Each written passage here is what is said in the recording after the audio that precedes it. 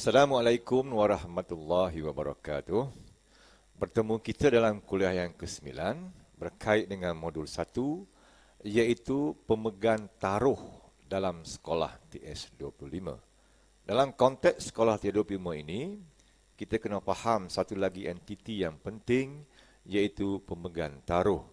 Ia berada dalam KRA, sokongan PIBG dan komuniti. Kalau kita ingat kembali rangka konsep dulu, pemegang taruh berada dalam sokongan PIBG dan komuniti. Ia juga boleh mempengaruhi, boleh membantu sekolah untuk menjayakan TS25 ini. Baik, tuan-tuan sekalian, kita faham apakah itu pemegang taruh. Pemegang taruh atau stakeholder adalah mereka yang terlibat secara langsung ataupun tak langsung dalam sesebuah sekolah. Pemegang taruh akan menentukan inisiatif sesebuah institusi dalam melakukan perubahan dan transformasi dapat digerakkan supaya memperolehi kejayaan untuk jangka panjang. Kita kena ingat pemegang taruh ini juga ada peranannya, ada fungsinya untuk menjayakan TS25. Sama ada secara langsung ataupun tidak langsung. Baik. Pemegang taruh kita boleh pecahkan kepada dua. Satu, pemegang taruh dalaman yang ada kena-mengena dengan sistem kita, yang memayungi sistem kita, yang terlibat secara langsung dengan sistem kita, dan juga pemegang taruh luaran yang berada di luar daripada sistem kita. Baik. Jadi pemegang taruh dalaman dahulu terdiri daripada personel yang bekerja dalam sistem sekolah secara harian. Ada kawalan terhadap apa yang berlaku di sekolah. Kita boleh kaitkan ini dengan JPN, KPM, PPD, lembaga pengurusan sekolah dan sebagainya. Mereka ada hak kepada sekolah kita itu. Baik, itu adalah kita panggil sebagai pemegang taruh dalaman. Kemudian pemegang taruh luaran, iaitu yang tidak terlibat dengan urusan seharian di sekolah, tidak menentukan hasil akhir daripada sistem persekolahan, tetapi mempunyai minat yang mendalam terhadap hasil akhir tersebut. Maknanya inilah yang kita nak bawa bersama dengan sekolah kita, yang nak membantu kita bagi menjayakan lagi aktiviti projek TS25 yang kita rancangkan di sekolah kita. Jadi pemegang taruh luaran ini antaranya ialah agensi kerajaan yang berada di luar KPM. Agensi swasta, badan bukan kerajaan atau NGO, alumni, PIBK, komuniti setempat. Inilah yang nak kita gabungkan dengan projek TS25 sekolah kita. Dalam istilah yang mudah, ia adalah sarana. Yang berkaitan dengan sarana. Sama ada sarana PIBG, sarana ibu bapa dan sebagainya. Baik. Jadi, pemegang taruh ini kita kena buat permuafakatan. Saya panggil dia sebagai jalinan strategik komuniti. Tak boleh kita biarkan dia begitu sahaja, kerana kita tahu dia boleh memberi keuntungan kepada kita. Dia juga perlukan kita. Jadi rakan strategi itu, jalinan strategi komuniti yang saling menguntungkan kita. Ini kita kena pegang. Yang merugikan kita tak payahlah. Yang saling menguntungkan kita kena pegang. Kita kena buat jalinan dengan dia. Jadi kita kena kenal pasti dulu siapakah pemegang taruh yang boleh memberi keuntungan kepada kita. Yang kedua, kita akan analisis profil pemegang taruh tersebut. Kemudian barulah kita rancang strategi permuafakatan. Di sinilah kita bina jalinan strategi komuniti JSK. Kemudian kita laksanakan permuafakatan. Kemudian kita ukur sejauh manakah impak daripada permuafakatan tersebut. Inilah kitaran yang perlu ada apabila kita buat jalinan strategi komuniti dengan pemegang taruh. Dalam konteks TR25, tuan-tuan kena buat satu jalinan strategik komuniti. Sekurang-kurangnya satu. Lebih tak apa. Okay, ya? Sekurang-kurangnya satu kena ada. Wajib ada. Wajib mencari rakan strategik di sekolah kita itu supaya kita berjaya melaksanakan projek pemegang taruh. Baik, tuan-tuan yang dihormati sekalian. Saya ambil contoh di SMK Jengka Pusat 2. So, kita kena kenal pasti siapakah pemegang taruh di peringkat sekolah yang boleh membantu. Parents, ibu bapa, PIBG, agensi kerajaan yang ada di sekitar SMK Jengka Pusat 2 itu, alhamdulillah dia berdekatan dengan UiTM, dia berdekatan dengan kolej matrikulasi. Ini sudah kita boleh jalinkan dengan UiTM dan juga dengan kolej matrikulasi. Ada polis, ada bomba, ada JPJ, ada Jabatan Pertahanan Awam, ada Jabatan Agama Islam, ada Giat Mara.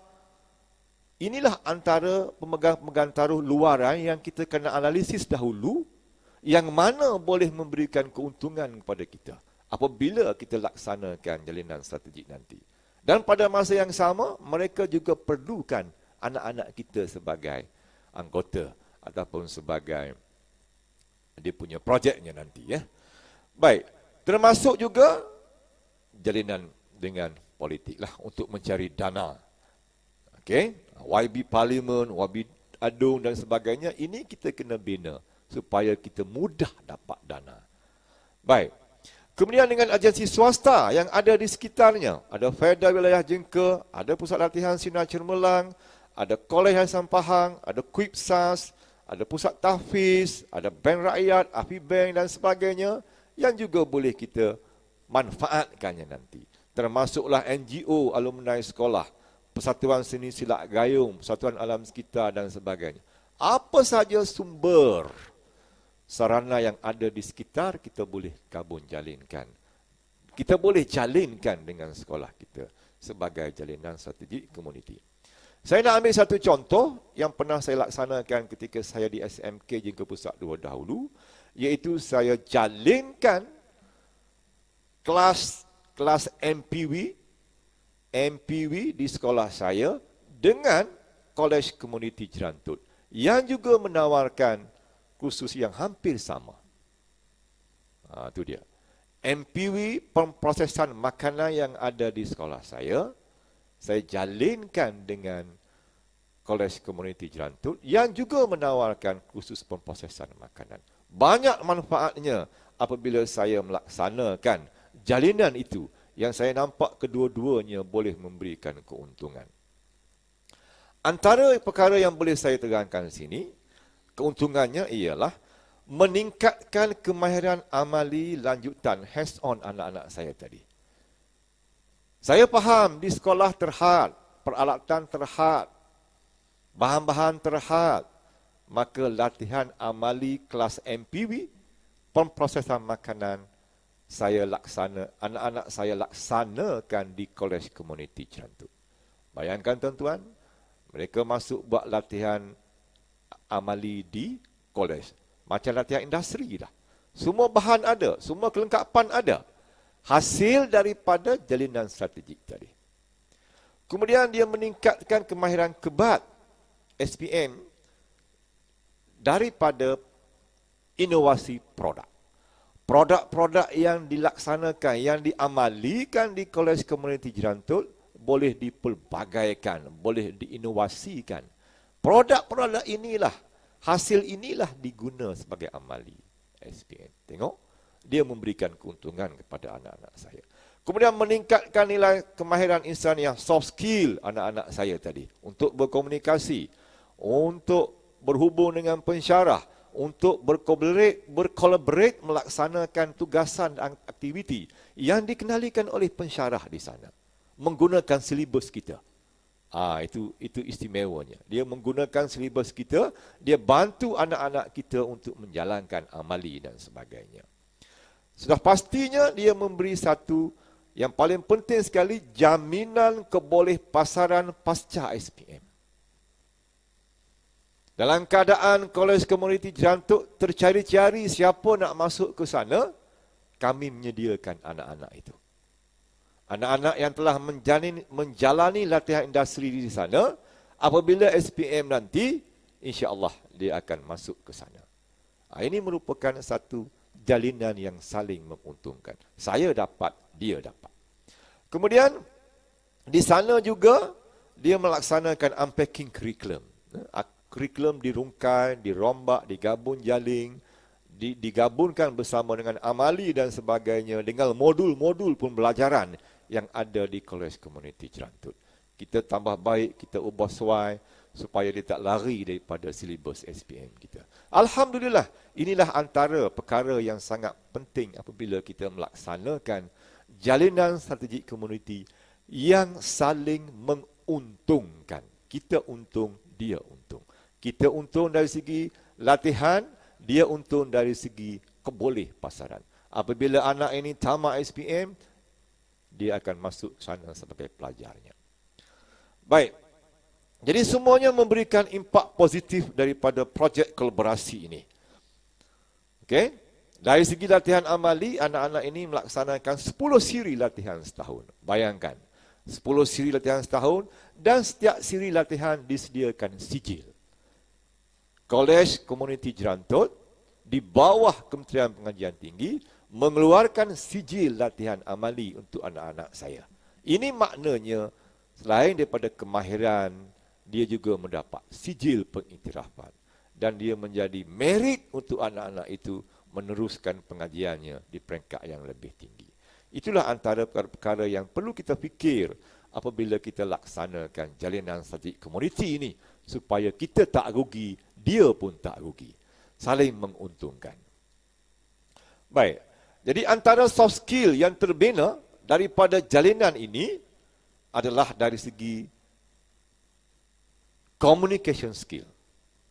Dilatih untuk berkomunikasi. Selepas menjalani latihan amali, anak-anak itu dilatih untuk keusahawanan. Dilatih untuk menjual produk. Di situ perlukan kemahiran komunikasi. Di samping itu, kemahiran kepimpinan. Kemahiran bekerja sebagai satu pasukan, teamwork skill. Kemahiran mengorganisasi, menguruskan organisasi. Kemahiran untuk menguruskan masa, time management skill. Kemahiran untuk buat research, problem solving, critical thinking dan juga creativity skill. Itu semua diperolehi, ditambah baik ketika anak-anak itu menjalani latihan di Kolej Komuniti Jerantuk.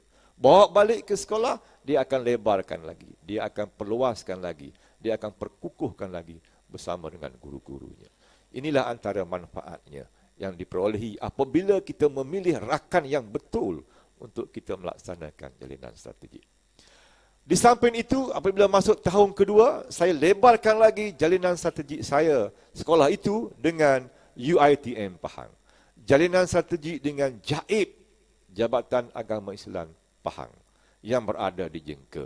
Saya nak melahirkan iman muda, saya nak lahirkan da'i muda, maka saya dapatkan kepakaran, saya dapatkan bantuan daripada JAIB, Jabatan Agama Islam Pahang, yang ada di wilayah Jengka. Kemudian saya jalinkan juga dengan kolej matrikulasi. Ini untuk anak-anak yang cermelang. Anak-anak yang berada di aliran sains tulen yang akan menuju kepada matrikulasi, maka saya buat satu jalinan strategi dengan kolej matrikulasi untuk memudahkan proses kemasukan dan sebagainya. Jadi, saya sangat setuju setiap sekolah mengadakan jalinan strategi komuniti bagi tujuan memperkasakan TS25 di sekolah kita. Pilihlah mana-mana NGO, pilihlah mana-mana komuniti, tak kira agensi kerajaan boleh, swasta boleh, NGO boleh, untuk kita jayakan jalinan strategi komuniti ini,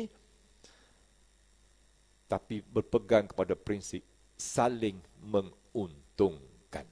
Sekian, wassalamualaikum warahmatullahi wabarakatuh.